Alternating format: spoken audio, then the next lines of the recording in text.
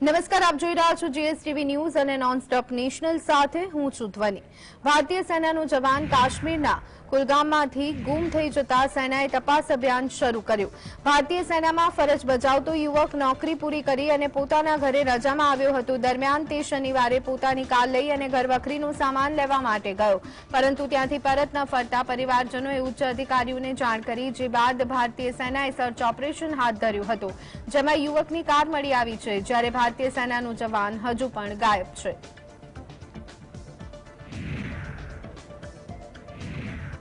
વિપક્ષ ઇન્ડિયા ગઠબંધનના 20 સાંસદ સભ્યોએ મણિપુરના ચુરાચંદપુરામાં આવેલા રાહત કેમ્પમાં હિંસા પીડિત લોકો સાથે મુલાકાત કરી। ઇન્ડિયા ગઠબંધનની 16 પાર્ટીના સાંસદ સભ્યોએ 2 દિવસ માટે મણિપુરના પ્રવાસે ગયા હતા। સાંસદો મણિપુરની મુલાકાત લઈ પરત ફર્યા ત્યારે તેમણે જોયેલી સ્થિતિનો ચિતાર આપ્યો। મણિપુરમાં થયેલી હિંસા અને ઘર્ષણના બનાવમાં કુલ 100થી વધુ લોકોના મોત થયા છે। હજારો નાગરિકોએ હિજરત કરી છે। આ પહેલા કોંગ્રેસના નેતા રાહુલ ગાંધીએ પણ મણિપુરનો પ્રવાસ કર્યો હતો, અસરગ્રસ્તોની મુલાકાત લીધી હતી। આ વિશે વાત કરતા કોંગ્રેસના સાંસદ અધીર રંજન ચૌધરીએ જણાવ્યું કે લોકો ખૂબ જ ડરી ગયા છે, કોઈની સાથે વાત કરવા તૈયાર નથી। મણિપુરના લોકો જાણી ગયા છે કે વર્તમાન રાજ્ય સરકાર તેમના માટે કંઈ ખાસ કરી શકશે નહીં। મણિપુરની મુલાકાતે ગયેલા વિપક્ષી દળોના સાંસદો પરત ફર્યા છે, ત્યારે રાજદના સાંસદ મનોજ ઝાએ જણાવ્યું કે અમે ઈચ્છીએ છીએ કે મણિપુરમાં શાંતિ સ્થપાય। અમારી માંગ છે કે મણિપુરમાં મેઈતેઈ અને કુકી સમુદાયમાં શાંતિ અને એકતાનું વાતાવરણ બને। મણિપુરની પરિસ્થિતિ ખૂબ જ ગંભીર છે। સંસદમાં પહેલેથી જ આ મામલે ચર્ચા થઈ ગઈ છે કે મણિપુરમાં સર્વપક્ષીય પ્રતિનિધિ મંડળે મુલાકાત લેવી જોઈએ। My leaders of the team will also speak, लेकिन आपको ये साफ तौर पे कहूं, हमने कहा है कि शांति की फौरी तौर पे आवश्यकता है, शांति न्याय के साथ। यही हमने गवर्नर साहिबा को भी कहा और उनकी संवेदनाओं से हमारा भी दिल भर गया। हमने सिर्फ समुदायों के बीच में रिश्ते की पुनर्वापसी की मांग की है, क्योंकि शांतिपूर्ण सहअस्तित्व के अलावा मणिपुर हो या मध्य प्रदेश हो, कहीं भी कोई दूसरा विकल्प नहीं। મણિપુરથી પરત ફરેલા વિપક્ષી ગઠબંધન ઇન્ડિયાના કોંગ્રેસ સાંસદ અધીર રંજન ચૌધરીએ મણિપુરની સ્થિતિ વિશે જણાવ્યું કે મણિપુરમાં રાજ્ય તેમજ કેન્દ્ર સરકારમાંથી કોઈ યોગ્ય પગલાં નથી લઈ રહ્યું। મોટાભાગની વાતો દિલ્હીમાં અને દેશમાં ચાલે છે કે નાગરિકોને અનાજ કે દવાઓનો પુરવઠો મળતો નથી, બાળકો માટે અભ્યાસ માટે કોઈ જ વ્યવસ્થા નથી, કોલેજના વિદ્યાર્થીઓ કોલેજ નથી જઈ શકતા, મેઈતેઈ અને કુકી સમાજ વચ્ચે મતભેદો દૂર કરવા માટે કોઈ પગલાં લેવાયા નથી। રાજ્ય સરકાર અને કેન્દ્ર સરકારે તેમની આંખો બંધ કરી दी है, क्योंकि सरकार की तरफ से कोई ठोस कदम नहीं उठाए जा रहे हैं, चाहे वो राज्य की सरकार हो चाहे केंद्र की सरकार हो। बड़े ताजुब की बात है, बड़े बड़े बात तो दिल्ली में कहे जाते हैं, देश की बाहर भी बड़े बड़े बात कहे जाते हैं। हम लोग क्या करें? लगता तो है जब सारे मणिपुर जल रहे हैं तो हमारे देश के प्रधानमंत्री बंसुरी बजा रहे हैं, किसी के कोई परवाह नहीं। બિહાર ભાજપના નેતા આલોક કુમારે વિપક્ષી ઇન્ડિયા ગઠબંધનના 20 સાંસદ સભ્યોની મણિપુર યાત્રાને પ્રવાસ ગણાવ્યો છે। વિપક્ષી દળો મણિપુર હિંસા વિશે સંસદમાં ચર્ચા કરવા માંગતા નથી। થોડા સમય પહેલા રાહુલ ગાંધી મણિપુરની સ્થિતિની સમીક્ષા કરવા ગયા હતા, પરંતુ તેમની યાત્રા દરમિયાન તેઓ માત્ર એક સમુદાયના લોકોને મળ્યા। વિપક્ષી દળો મણિપુર પ્રવાસ થકી રાજનૈતિક લાભ મેળવવા માંગે છે। અધીર રંજન ચૌધરી દરેક બાબતને દેશ સાથે જોડી દે છે, બે સમુદાયના લોકો વચ્ચેના મતભેદને ડામવાના પ્રયત્ન કરવા જોઈએ। राहुल गांधी विदेश में जई અને ભારતની ટીકા કરે છે। ऐसा है कि ये INDIA के जो ये 20-21 सांसदों का दल गया है मणिपुर, ये कुछ करने नहीं गए हैं, ये वहां गए हैं मणिपुर टूरिज्म करने। घटना के 2.5 महीने के बाद जाके संसद पे चर्चा करते, एक संसद से संदेश निकलता, मणिपुर की जनता सुनती, उनको लगता कि सारा संसद एक सुर में उनके लिए बोल रहा है। मणिपुर पर तो चर्चा कर नहीं सकते हैं, वहां जाके असेसमेंट क्या खाक पत्थर करेंगे? ये राहुल गांधी गए थे असेसमेंट करने ना 1 महीने पहले, सिर्फ एक समुदाय से मिलके आ गए। ये कोई मलहम लगाना होता है? કોંગ્રેસના નેતા રાશિદ અલ્વીએ મણિપુર હિંસા વિશે કેન્દ્ર સરકારની ઝાટકણી કાઢતા કહ્યું કે સીબીઆઈ તપાસથી કંઈ ખાસ પરિણામ આવવાનું નથી। આ રાજનીતિક લડાઈ છે। જ્યાં સુધી પીએમ અને મણિપુરના મુખ્યમંત્રી બંને સમુદાયના લોકોની સમસ્યાઓનો ઉકેલ નહીં લાવે ત્યાં સુધી સીબીઆઈ કંઈ નહીં કરી શકે। સીબીઆઈ આરોપીઓની ધરપકડ કરી તેમને સજા આપી શકે છે, પરંતુ સરકારે હિંસાને અટકાવવા માટે પગલાં લેવા જોઈએ। હિંસાને ડામવાની જવાબદારી સીબીઆઈની નથી, પરંતુ કેન્દ્ર સરકાર અને રાજ્ય સરકારની છે। પીએમ મોદીએ હજી સુધી મણિપુર વિશે शांति अपील नहीं करी। देखिए, सीबीआई की जांच से कोई बहुत नतीजा नहीं निकलेगा। ये एक सियासी लड़ाई है और जब तक प्रधानमंत्री, वहां के मुख्यमंत्री उनकी समस्याओं का समाधान नहीं करेंगे, सीबीआई कुछ नहीं कर पाएगी। सीबीआई ज्यादा से ज्यादा उन लोगों को गिरफ्तार कर सकती है, उनको सजा दिला सकती है, लेकिन बड़ा सवाल यह है कि ये दंगे, इस तरीके के काम कब तक होते रहेंगे। ये जिम्मेदारी सीबीआई की नहीं है, ये जिम्मेदारी वहां की सरकार और भारत सरकार की है। और मुझे नहीं मालूम कि हमारे प्रधानमंत्री को मणिपुर के लोगों से क्या दुश्मनी है। ભાજપના સાંસદ કે લક્ષ્મણે જણાવ્યું કે મણિપુર હિંસા વિશે સરકાર ચર્ચા કરવા માટે તૈયાર હોવા છતાં વિપક્ષી દળો સંસદની કાર્યવાહી ચાલવા દેતા નથી। વિપક્ષી દળો આ વિશે સદનમાં ચર્ચા કરવા માંગતા નથી। સદનની કાર્યવાહી સ્થગિત થતી હોવાથી લોકોના મુદ્દા ઉઠાવી શકાતા નથી। સંસદની કાર્યવાહી સ્થગિત થવાથી લોકોના પૈસા વેડફાય છે। વિપક્ષી દળો ઇન્ડિયાના નામે એક થઈ ગયા છે। ગઠબંધનમાં સામેલ કેટલાક લોકો ભ્રષ્ટાચારમાં પણ સંડોવાયેલા છે। साल का जो मोदी जी सरकार जो गरीब के कल्याण के लिए जो उपलब्धियां दिया गया, ये सब चर्चा करने के लिए विकास 9 साल के अंदर जो भी विकास किया गया हम तैयार है और लोगों को भी बताना चाहते हैं। मगर ये प्रजा का जो आज पैसा इतने सदन को आज न चलने से कितना नुकसान हो रहा, पूरा देश उनके ओर देख रही है। विपक्ष अपना भूमिका निभाकर सरकार से समाधान पूछना चाहिए। मगर પશ્ચિમ બંગાળ વિધાનસભામાં વિરોધ પક્ષના નેતા શુભેન્દુ અધિકારીએ જણાવ્યું કે વિપક્ષી ગઠબંધનને ઇન્ડિયા શબ્દથી કોઈ મતલબ નથી।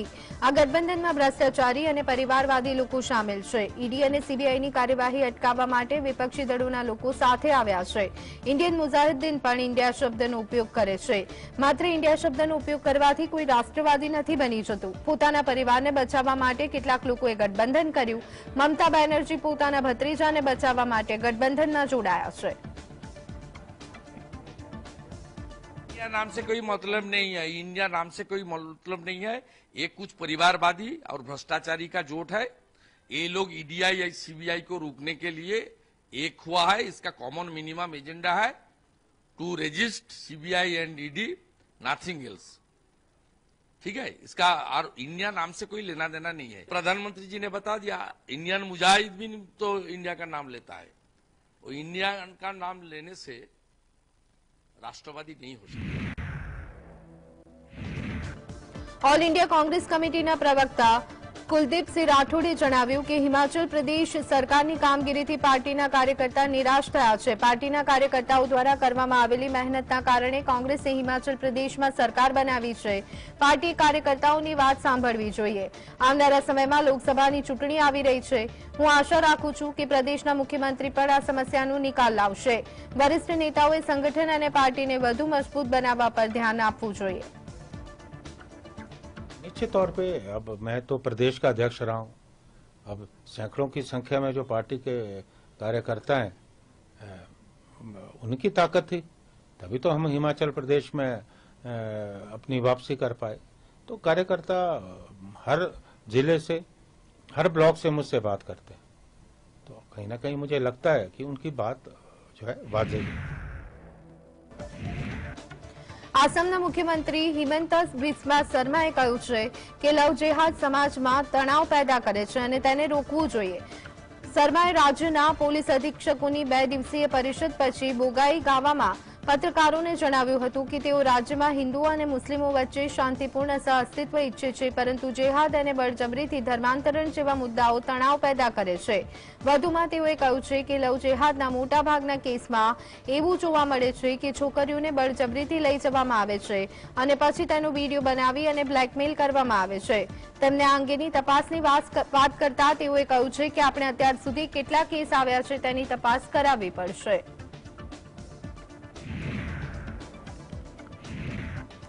મહારાષ્ટ્રની સત્તા ગુમાવ્યા બાદ પૂર્વ મુખ્યમંત્રી ઉદ્ધવ ઠાકરે સતત જાહેર કાર્યક્રમમાં જોવા મળે છે. ઉદ્ધવ ઠાકરે મહારાષ્ટ્રના મુખ્યમંત્રી એકનાથ શિંદે અને ભાજપ પર પ્રહાર કરવાની એક પણ તક ગુમાવતા નથી. ઉદ્ધવ ઠાકરે શનિવારે થાણેમાં હિન્દી ભાષી કાર્યક્રમોમાં સંબોધન કર્યું હતું. જેઓ એકબીજા સાથે ભેદભાવ કરે છે તેને હિન્દુત્વ ન કહેવાય. સાથે સાથે મહારાષ્ટ્રના મુખ્યમંત્રી એકનાથ શિંદે પર નિશાન સાધતા કહ્યું કે ચીનના કેટલાક લોકો પોતાને શિવસેનાથી ઉપર માને છે. ઉદ્ધવ ઠાકરે વધુમાં કહ્યું કે લડતી વખતે જે અમારી સાથે છે તે સૈનિક છે. જે સરકાર ખોળામાંથી જન્મી છે તે અમને શું ન્યાય અપાવશે? હું તમારી સામે ઝૂકીશ, પરંતુ તાનાશાહી સહન નહીં કરું. મંદિરમાં જવું અને માત્ર ઘંટ વગાડવો એ આપણો હિન્દુ ધર્મ નથી.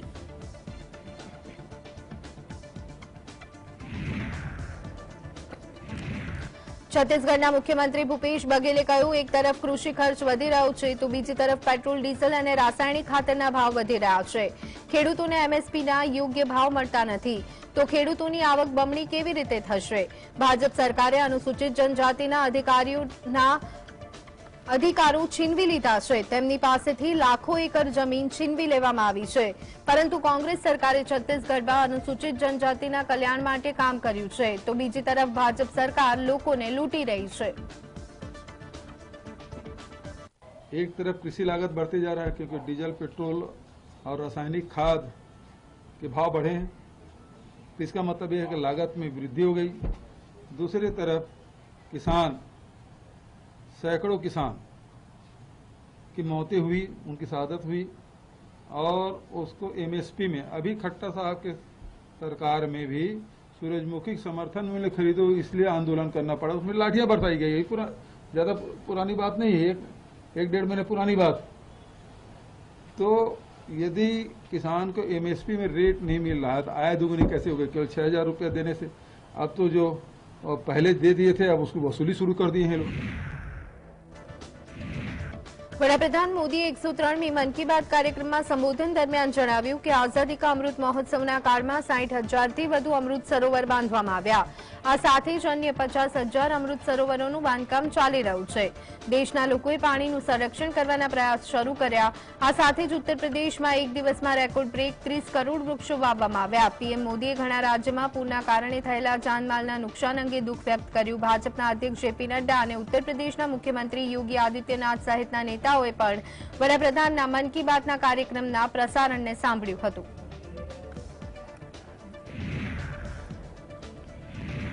ઉત્તર પ્રદેશમાં ભાજપે 2024 માટે મિશન 80નું લક્ષ્ય રાખ્યું છે. ભારતના 36 રાજ્ય અને કેન્દ્રશાસિત પ્રદેશોમાં ઉત્તર પ્રદેશ સૌથી મોટું રાજ્ય છે. દેશને સૌથી વધુ વડાપ્રધાન આપનાર આ રાજ્યના પરિણામને કારણે જ કેન્દ્રમાં સત્તાના શિખરે પહોંચવું એ સરળ બને છે, જેથી હિન્દી ભાષી રાજ્યમાં ભાજપ સૌથી વધુ મહત્વ આપે છે. આ વખતે ભાજપે યુપીમાં મિશન 80 માટે નક્કર તૈયારીઓ શરૂ કરી છે. સમાજવાદી પાર્ટીના ઘણા દિગ્ગજ નેતાઓ ભાજપની છાવણીમાં જોડાયા છે. આ સિવાય રાષ્ટ્રવાદી પસમંદા મુસ્લિમ સંગઠને પોતાની વોટ બેંક વધારવાની યોજના બનાવી છે. 2019ની લોકસભાની ચૂંટણીમાં 5 બેઠકો જીતનાર સમાજવાદી પાર્ટી ચક્રવ્યૂહ બનાવવાનું શરૂ કર્યું છે. જેપી નડ્ડાની નવી ટીમમાં પણ સૌથી વધુ ધ્યાન યુપી પર આપવામાં આવ્યું છે. ત્યારે હવે સપાના પૂર્વ ધારાસભ્ય પૂજા પાલ ટૂંક સમયમાં ભાજપમાં સામેલ થવાની શક્યતા છે. પૂજાની સાથે સપના અન્ય ઘણા નેતાઓ પણ ભાજપમાં જોડાઈ શકે છે.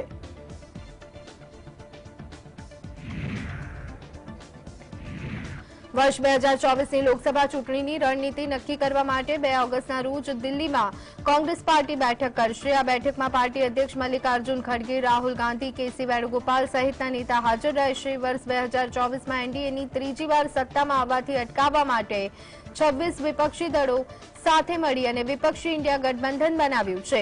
તો આ સાથે જ ભાજપ પણ 31મી જુલાઈથી 10મી ઓગસ્ટની વચ્ચે એનડીએની બેઠક બોલાવી શકે છે। વિપક્ષી દળોની અત્યાર સુધીની કુલ 2 બેઠકો યોજાઈ છે। પહેલી બેઠક બિહારના પટણામાં, જ્યારે બીજી બેઠક બેંગ્લોરમાં યોજાઈ હતી। બેંગ્લોરમાં યોજાયેલી બેઠકમાં ગઠબંધનને ઇન્ડિયા નામ આપવામાં આવ્યું। આ પછી વિપક્ષી દળોની હવે ત્રીજી બેઠક મુંબઈમાં યોજાવાની છે।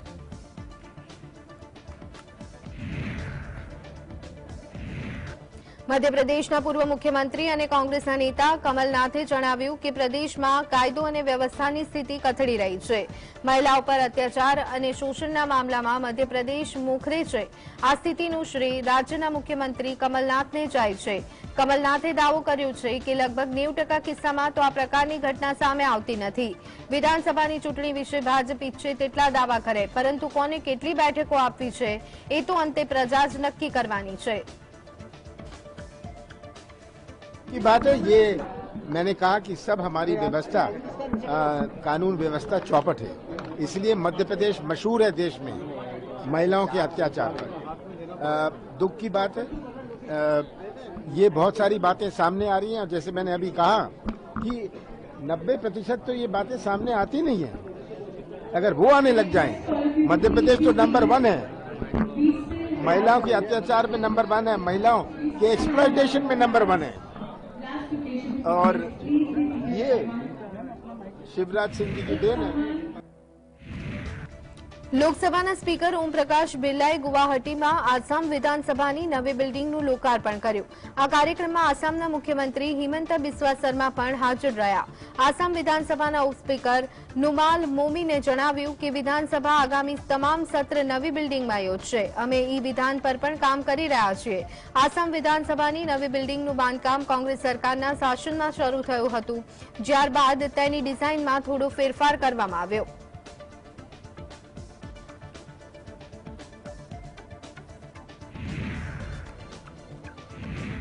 ઇન્ડિયન સ્પેસ રિસર્ચ ઓર્ગેનાઇઝેશન એટલે કે ઇસરોએ આંધ્રપ્રદેશના શ્રીહરિકોટાના ધવન સ્પેસ સેન્ટરથી 7 ઉપગ્રહો સાથે PSLV C-56 લોન્ચ કર્યું હતું। ચંદ્રયાન 3ની સફળ લોન્ચિંગ પછી ઇસરોએ PSLV C-56ને લોન્ચ કર્યું। PSLV C-56 સહિત 7 ઉપગ્રહને ભ્રમણ કક્ષામાં પ્રક્ષેપિત કરવામાં આવ્યા। PSLV C-56 DSSAR એ સિંગાપુરની એન્જિનિયરિંગમાં ન્યૂ સ્પેસ ઇન્ડિયા લિમિટેડનું કમર્શિયલ મિશન છે। DSSAR એ રડાર ઇમેજિંગ આધારિત ઉપગ્રહ છે। આ ઉપગ્રહનો ઉપયોગ સિંગાપુર સરકારની વિવિધ એજન્સીઓની સેટેલાઇટ ઇમેજરી જરૂરિયાતોને પહોંચી વળવા માટે કરવામાં આવશે।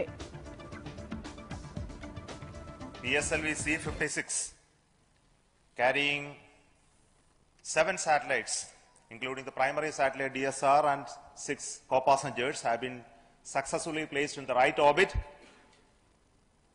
This is a mission of the PSLV for NSIL, and I want to congratulate the customers sponsored by Government of Singapore for having this mission on board PSLV and their continued faith in our PSLV for deploying the spacecrafts from Singapore. પશ્ચિમ બંગાળના દક્ષિણ 24 પરગણા જિલ્લામાં plastic બેગનું ઉત્પાદન કરતી ફેક્ટરીમાં આગ લાગવાનો બનાવ બન્યો। આગ પર કાબુ મેળવવા માટે ફાયર ફાઇટરના 15 વાહનો ઘટનાસ્થળ પર મોકલવામાં આવ્યા। સદનસીબે આ દુર્ઘટનામાં કોઈ જાનહાનિ થઈ ન હતી। આગ કયા કારણે લાગી તે જાણી શકાયું નથી। જે ફેક્ટરીમાં આગ લાગી છે રહેણાંક વિસ્તાર છે અને માટે કોઈ અનિચ્છનીય બનાવ ન બને તે માટે પોલીસે ફેક્ટરીના આસપાસના વિસ્તારને ખાલી કરાવી દીધો હતો।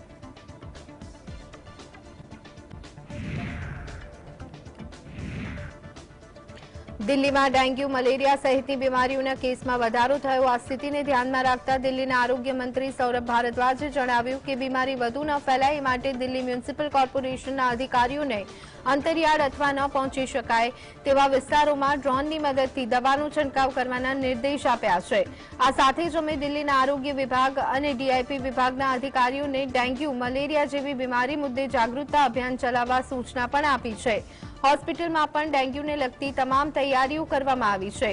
દિલ્હી સરકારના અધિકારીઓ હોસ્પિટલ અને મોહલ્લા ક્લિનિકમાં તૈયારીઓનું નિરીક્ષણ પણ શરૂ કરશે। एमसीडी के कमिश्नर साहब से भी बात हुई। मैंने कहा कि जल्द से जल्द जो है अपने ड्रोन से ऐसे इलाके जहाँ पे हम नहीं पहुँच सकते, अंडर कंस्ट्रक्शन बिल्डिंग हैं, कोई दूर दराज के छोटे छोटे झोड़ हैं, नालों के किनारे जो है पानी जमा हो जाता है जो बहता नहीं है, उनको ड्रोन द्वारा जो है छिड़काव करके वहाँ पे कोशिश की जाएगी कि वहाँ मच्छर पैदा ना हो। इसकी व्यवस्था है एमसीडी में? एमसीडी की से हमारी 1 महीने से बातचीत चल रही है, वो इसको कर रहे हैं। હવામાન વિભાગે રવિવારે યુપી, બિહાર, ઝારખંડ, ઓડિશા, ગોવામાં ભારે વરસાદ માટે એલર્ટ જારી કર્યું છે। ઉપરાંત પૂર્વ ભારતમાં પણ મધ્યમ વરસાદની શક્યતા વ્યક્ત કરી છે, તો સાથે દિલ્હી, જમ્મુ કાશ્મીર, હિમાચલ પ્રદેશ અને ઉત્તરાખંડમાં પણ વરસાદનું એલર્ટ આપ્યું। હવામાન વિભાગ ખાતાએ દેશના બાકીના ભાગોમાં છૂટાછવાયા વરસાદ અને વીજળીના ચમકારાની આગાહી કરી છે। હવામાન વિભાગે રાજધાની દિલ્હીમાં રવિવારે પણ હળવો વરસાદ થવાની સંભાવના આપી। રાજસ્થાનના सीकરમાં છેલ્લા 2 દિવસથી સતત વરસાદના કારણે નીચાણવાળા વિસ્તારોમાં પાણી ભરાતા લોકો મુશ્કેલીમાં જોવા મળ્યા। રાજસ્થાનના બિસલપુર ડેમમાં 7 સેન્ટીમીટર પાણીનો વધારો થયો।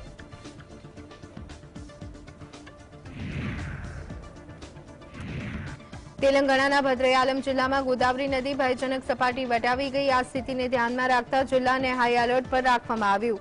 નદીના તટીય અને નીચાણવાળા વિસ્તારોમાંથી લોકોને સલામત રીતે ખસેડવામાં આવ્યા। ભદ્રયાલમના આરડીઓ માધવીએ જણાવ્યું કે 29મી જુલાઈએ અમે નદીના પાણીના સ્તરમાં વધારા મુદ્દે ત્રીજી વાર ચેતવણી જારી કરી। ગોદાવરી નદીનું જળસ્તર 56 ફૂટ પર પહોંચી ગયું છે। સ્થાનિક વહીવટીતંત્રએ પૂર જેવી સ્થિતિને પહોંચી વળવા માટે તમામ તૈયારીઓ કરી છે। અસરગ્રસ્ત લોકોને આશરો આપવા માટે વહીવટીતંત્રએ રાહત શિબિર કેન્દ્ર પણ તૈયાર કર્યા છે।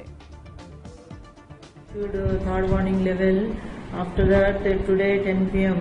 Godavari reached 56 feet. We prepared to overcome the situation when Godavari flow comes up to 60 also because of water overflowing water pressure is relieved. We are getting our Godavari level rising slowly. Meanwhile, we already arranged rehabilitation centers, NDRF teams, sectorial officers. We are all coordinating. હિમાચલમાં આ વર્ષે ભારે વરસાદ પડતા કરોડો રૂપિયાનું નુકસાન થયું। માત્ર ધર્મશાળા જ વરસાદના કારણે લગભગ 6 કરોડ રૂપિયાનું નુકસાન થયું છે। હિમાચલ રાજ્ય મોટે ભાગે પ્રવાસન ઉદ્યોગ પર નિર્ભર છે। એક અંદાજ મુજબ લાખો લોકોની રોજગારી માત્ર પ્રવાસન વ્યવસાયથી જ ચાલે છે। થોડા સમય પહેલા રાજ્યમાં પડેલા વરસાદના કારણે પ્રવાસન વ્યવસાય પર માઠી અસર જોવા મળી, જેમાં કુલ્લુ, મનાલી, મંડી અને લાહોલ સ્પીતિમાં થયેલી ભયંકર તબાહીની તસવીરો સામે આવ્યા બાદ હવે પ્રવાસીઓ પહાડો પર ફરવા જવાનું टाड़ी रहा है। हिमाचल में वरसादथी थयेला नुकसाननी वात करीए तो हिमाचल में 702 मकानों में भारे नुकसान थयुं। 7161 मकानों में आंशिक रूपे नुकसान। 24 जून थी अत्यार सुधी में 187 लोकोना मौत थया। वरसादथी 215 थी वधु लोको गंभीर रीते घायल थया। पूरना कारणे अत्यार सुधी 241 दुकान में नुकसान थयुं।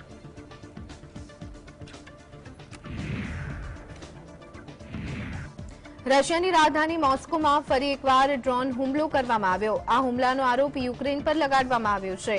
આ હુમલો એવા સમયે થયો છે કે રશિયાની એર ડિફેન્સ સિસ્ટમ પણ સક્રિય હતી, તેમ છતાં રશિયા ડ્રોન હુમલાથી બચી ન શક્યું। હુમલામાં 2 ઇમારતોને નુકસાન થયું। ડ્રોન હુમલાનો વીડિયો પણ સામે આવ્યો છે, જે સોશિયલ મીડિયા પર વાયરલ થઈ રહ્યો છે। મોસ્કોના મેયરે હુમલાની પુષ્ટિ કરી છે। સાથે જ રશિયાએ સાવચેતીના પગલાં લેતા તેનું નુકાઓ એરપોર્ટ બંધ કરી દીધું છે। સ્થાનિક મીડિયા રિપોર્ટ અનુસાર મોસ્કોના આઈક્યુ ક્વાર્ટર નામની બહુમાળી ઇમારત પર આ ડ્રોન હુમલો કરવામાં